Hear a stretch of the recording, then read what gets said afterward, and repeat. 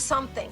Now, we know what's driving the Iranian nuclear program was a messianic vision of the mullahs to bring down or bring back their Mahdi, the Islamic Shiite Messiah, who they believe they can actually participate in hastening his return by creating a catastrophe worldwide. From the beginning of the nuclear program, this has been the driver of the mullahs. They are so nuts, Greg, that they actually have a hotline, an 800 number where Iranians can call to track how close the Mahdi is to Iran. So Israel knows that Iran, part of their bringing their Messiah, is wiping Israel off the map. And that we know also in the United States that Iran has been working with North Korea and bad actors on developing a missile system that will deliver a nuclear bomb detonated above the United States to create an electric magnetic pulse attack, an EMP attack, which our Congress has held even a commission. We had a commission in Congress discussing how we can protect ourselves from Iran supplying that or getting that, launching a missile like that, detonating it above the United States where nobody dies, but it will send us back to the 17th century. No electricity, no operation. We're not protected. Our electric grid is not protected.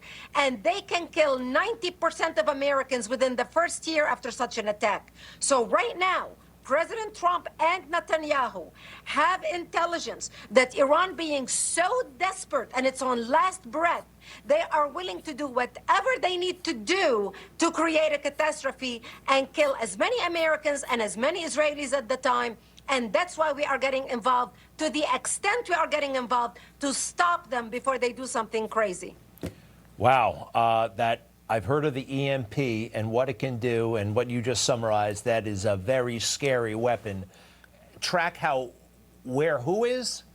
How the Mahdi, the Shiite Messiah, who supposedly disappeared in Qom when he was 5 years old, and he's supposed to come and save the Islamic world. Like the Christians believe Jesus is going to come and the end of the world is going to happen. The Jews believe that Messiah is going to come, but there is nothing we can do to either bring Jesus or the Messiah. We cannot participate in their return. All right. In Shiite Islam, they can actually participate in bringing back the Mahdi, their Islamic Messiah, by creating a catastrophe. Myriad reports indicate that the Iranian regime, or what's left of it, desperate to survive here. Amid reports the Iranian people are starting to rise up against their oppressors. Well, it would be rational to want to talk when you are suffering a devastating decapitation attack.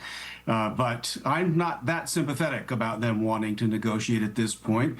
I kind of like to see what else goes boom in the night before we go back to the table.